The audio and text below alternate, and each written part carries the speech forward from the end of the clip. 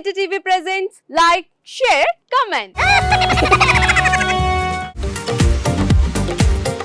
TV వాళ్ళకు కూడా నేను ఒక సర్ప్రైజ్ ఇద్దాం అనుకుంటున్నాను. మీరు మాత్రమే జెస్సీ ఎందుకు అయ్యారు? ఇలాంటి అమ్మాయిలకి పిలవడానికి బాగుంటుంది.